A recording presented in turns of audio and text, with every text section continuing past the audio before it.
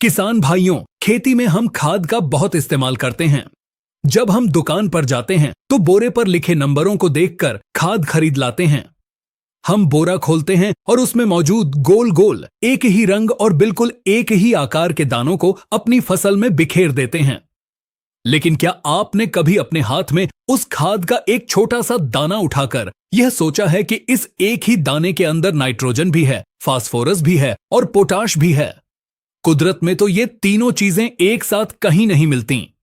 Nitrogen हमारे चारों तरफ की हवा में उड़ रही है, फास्फोरस हजारों किलोमीटर दूर खदानों की चट्टानों में जमा है और पोटाश जमीन के 3000 फीट नीचे अंधेरी गुफाओं में दबा हुआ है। तो फिर इन तीनों को दुनिया के अलग अलग कोनों से निकालकर एक साथ पिघलाकर एक ही दाने के अंदर कैसे पैक किया जाता है? कैसे कारखाने के इंजीनियर यह तय करते हैं कि इस एक दाने में 12% नाइट्रोजन, 32% फास्फोरस और 16% पोटाश ही होगा? आज के इस महा एपिसोड में हम किसी खेत की नहीं बल्कि खाद बनाने वाले उन भयंकर, विशाल और आग उगलते कारखानों की बात करेंगे। आज हम एनपीके खाद का पूरा वैज्ञानिक पोस्टमार्टम करेंगे, कच्चे माल से लेकर उस बड़ेड़ से उबलते हुए रिएक्टर तक और वहां से आपके खेत तक पहुंचने की इस पूरी वैज्ञानिक यात्रा को हम बहुत ही गहराई से समझेंगे। यह जानकारी आपके लिए बहुत महत्वपूर्ण होने वाली है, इसलिए इस वीडियो को बिना भगाए अंत तक जरूर देखें। सबसे पहले बहुत ही आसान भाषा में यह समझते हैं कि एनपीके का मतलब क्या होता है और अलग अलग ग्रेड का विज्ञान क्या है। एन का मतलब होता है नाइट्रोजन। यह पौधे का हरा खून है। यह पत्तियों में क्लोरोफिल बनाता है, जिससे पौधा भोजन बनाता है और तेजी से लंबाई पकड़ता है। पी का मतलब होता है फास्फोरस। यह पौधे की ऊर्जा का पावर हाउस है। बीज के अंकुरित होने से लेकर जमीन के अंदर जड़ों का भयंकर जाल बिछाने और पौधे में मजबूत फूल लाने का काम फास्फोरस करता है। के का मतलब होता है पोटेशियम यानी पोटाश। पोटाश पौधे का सुरक्षा कवच है। यह मौसम की मार से बचाता है, फलों का साइज बढ़ाता है और पैदावार में वजन और चमक लाता है। बाजार में इन तीनों को मिलाकर अलग अलग ग्रेड बनाए जाते हैं। अगर बोरे पर 19-19-19 लिखा है तो इसका मतलब है कि 100 किलो खाद में 19 किलो नाइट्रोजन, 19 किलो फास्फोरस और 19 किलो पोटाश है। यह एक बैलेंस खाद है जो वानस्पतिक विकास के समय दी जाती है। अगर 12-32-16 लिखा है तो इसमें 12 किलो नाइट्रोजन, 32 किलो फास्फोरस और 16 किलो पोटाश है। फास्फोरस सबसे ज्यादा होने के कारण इसे हमेशा बुवाई के समय दिया जाता है ताकि बीज की जड़ें तेजी से मिट्टी में फैलें। एक ग्रेड आता है 20-20-0-13। इसमें 20% नाइट्रोजन, 20% फास्फोरस, पोटाश 0 होता है और जो आखिरी का 13 है उसका मतलब है सल्फर यानी गंधक। तिलहन फसलें जैसे सरसों या सोयाबीन जिनमें तेल बनता है और दलहन फसलें जिनमें प्रोटीन बनता है, उनके लिए यह गंधक वाली खाद किसी जादुई संजीवनी से कम नहीं है। अब हम चलते हैं कारखाने के अंदर और समझते हैं कि यह भयंकर खाद बनती कैसे है। कारखाने में सबसे पहले कच्चे माल का इंतजाम किया जाता है। शुरुआत करते हैं नाइट्रोजन से। हवा में 78% नाइट्रोजन है, लेकिन पौधा उसे सीधे नहीं ले सकता। इसलिए कारखानों में हैबर-बॉश प्लांट नाम की एक बहुत विशाल मशीन लगाई जाती है। इस प्लांट में हवा को खींचा जाता है और प्राकृतिक गैस से निकाली गई हाइड्रोजन के साथ मिलाया जाता है। इन दोनों गैसों को 500 डिग्री सेल्सियस के भयंकर तापमान और बहुत भारी दबाव पर लोहे के उत्प्रेरक के बीच से गुजारा जाता है। इस दबाव से हवा की नाइट्रोजन टूटकर अमोनिया गैस में बदल जाती है।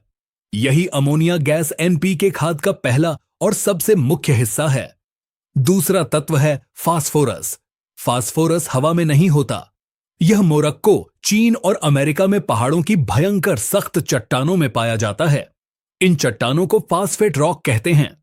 वहां से इन चट्टानों को बारूद से तोड़कर बड़े बड़े जहाजों में भरकर हमारे देश के कारखानों में लाया जाता है।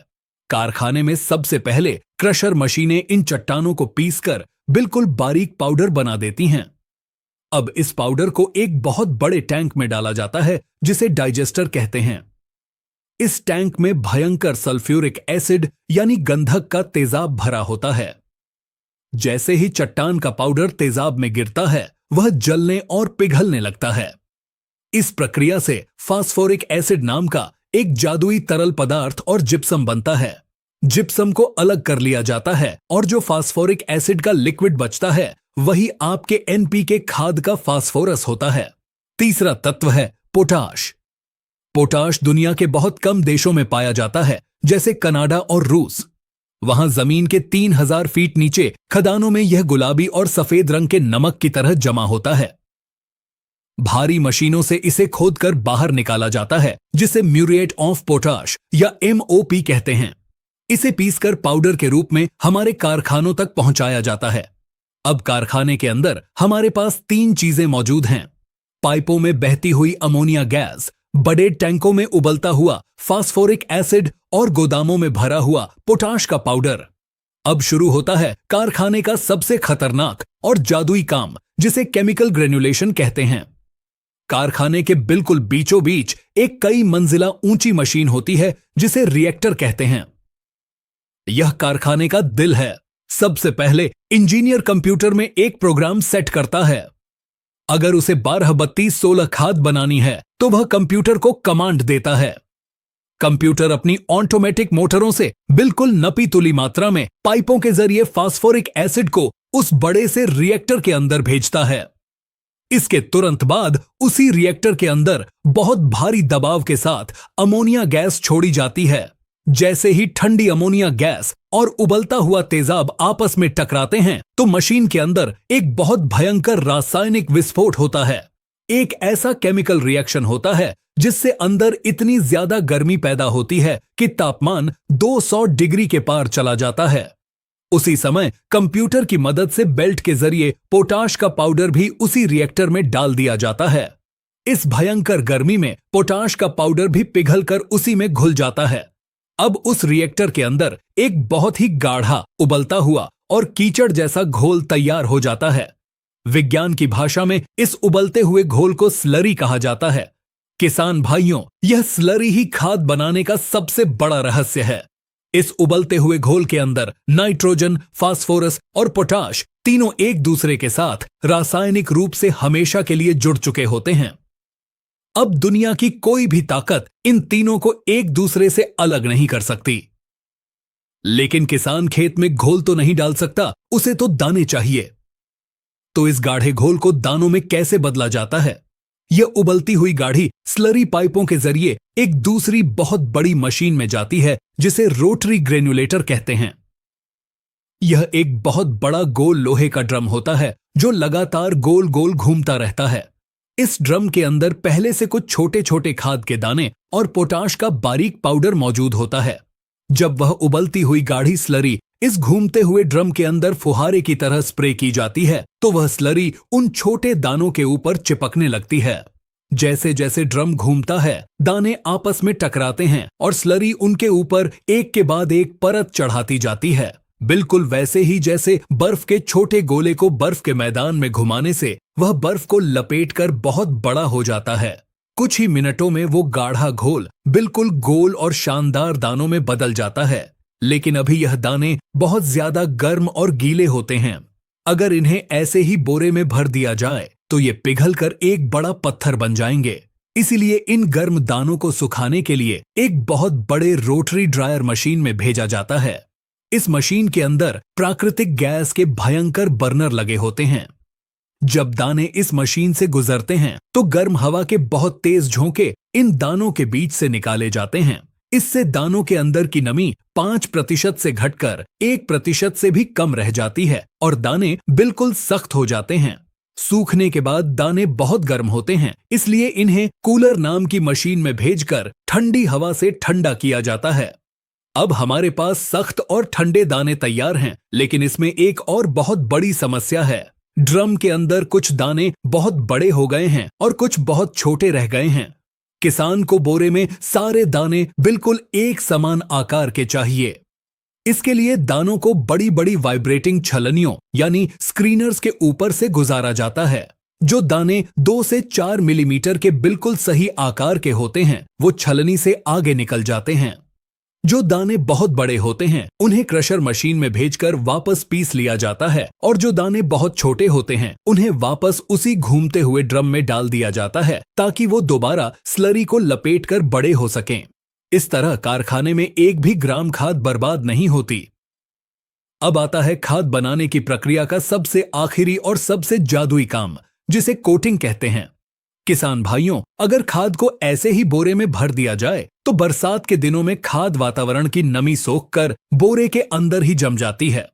ऐसा ना हो, इसके लिए छलनी से निकले हुए बिल्कुल गोल और सही आकार के दानों को एक आखिरी मशीन में भेजा जाता है जिसे कोटिंग ड्रम कहते हैं।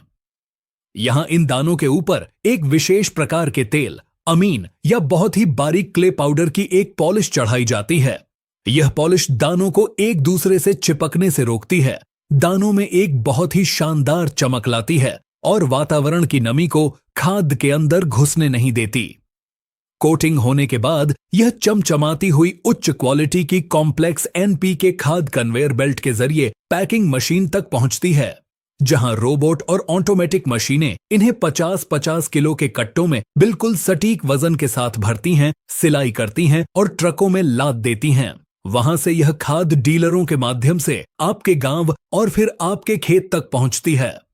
अब बात करते हैं 100% पानी में घुलनशील खादों की, जैसे 13045, जिसे हम पोटेशियम नाइट्रेट कहते हैं। किसान भाइयों, जो दानेदार खाद होती है वह मिट्टी में धीरे धीरे घुलती है, लेकिन जो खाद हम ड्रिप इरिगेशन या स्प्रे में इस्तेमाल करते हैं उसे बनाने का विज्ञान बिल्कुल अलग होता है। 13045 बनाने के लिए खदानों से निकाले गए पोटेशियम क्लोराइड को नाइट्रिक एसिड के साथ एक बहुत ही एडवांस केमिकल भट्टी में रिएक्ट कराया जाता है। इसमें दाने बनाने वाली कोई मशीन नहीं होती और न ही इसमें कोई कोटिंग की जाती है। इस रिएक्शन के बाद पानी को सुखा लिया जाता है और जो बचता है वह बिल्कुल बारीक चीनी जैसा सफेद क्रिस्टल होता है। इसमें कोई अशुद्धि नहीं होती, इसीलिए जब आप इसे पानी में डालते हैं तो यह बिना कोई कचरा छोड़े तुरंत पानी में घुल जाता है और स्प्रे के जरिए सीधे पौधे के पत्तों के अंदर घुसकर तुरंत ताकत देता है।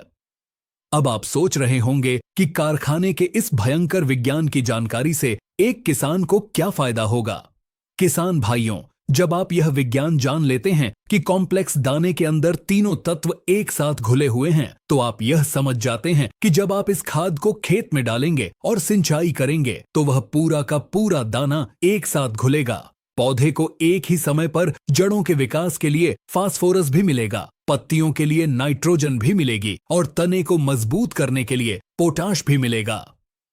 अगर आप बाजार से यूरिया और डीएपी लाकर उन्हें हाथ से मिलाकर खेत में फेंकते हैं तो कहीं यूरिया ज्यादा गिर जाता है और कहीं डीएपी। इससे खेत में फसल एक समान नहीं बढ़ती, लेकिन कारखाने में बनी कॉम्प्लेक्स एनपीके खाद में हर एक दाने में तीनों की ताकत बिल्कुल बराबर होती है, जिससे पूरे खेत की फसल एक समान बढ़ती है और बम्पर पैदावार देती है। खेती सिर्फ पसीना बहाने का नाम नहीं है, यह एक बहुत बड़ा और एडवांस विज्ञान है। टेक्निकल एग्रीकल्चर चैनल का हमेशा से यही मकसद रहा है कि हम किसानों को किताबी बातों से बाहर निकालकर असली वैज्ञानिक जानकारी दें। जब किसान अपने खेत में पड़ने वाली खाद के बनने की पूरी प्रक्रिया को गहराई से समझ जाता है तो कोई भी दुकानदार या कंपनी उसे गलत या नकली खाद देकर नहीं ठग सकती। उम्मीद है टेक्निकल एग्रीकल्चर चैनल की यह कारखानों के अंदर की भयंकर और गहरी वैज्ञानिक जानकारी आपको बहुत पसंद आई होगी। एनपीके खाद बनाने की यह जादुई प्रक्रिया और इसका पूरा विश्लेषण आपको कैसा लगा, हमें नीचे कमेंट बॉक्स में लिखकर जरूर बताएं। किसान भाइयों, अगर आपको हमारी यह सच्ची और वैज्ञानिक मेहनत पसंद आई हो तो इस वीडियो को तुरंत लाइक जरूर करें। आपके एक लाइक से हमारा हौसला कई गुना बढ़ जाता है। ऐसी ही पक्की, सच्ची और एडवांस वैज्ञानिक जानकारी हमेशा सबसे पहले पाने के लिए हमारे टेक्निकल एग्रीकल्चर चैनल को अभी सब्सक्राइब करें। यह आपके लिए बिल्कुल फ्री है। इस असली जानकारी को सिर्फ अपने तक न रखें। इस वीडियो को अपने सभी किसान भाइयों के साथ अपने सभी व्हाट्सएप ग्रुप्स और फेसबुक पर ज्यादा से ज्यादा शेयर जरूर करें ताकि देश का हर किसान खाद के इस असली विज्ञान को समझ सके।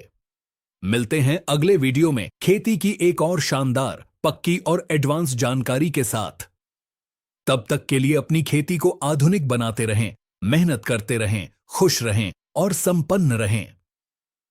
वीडियो देखने के लिए आपका बहुत बहुत धन्यवाद। जय हिंद, जय किसान।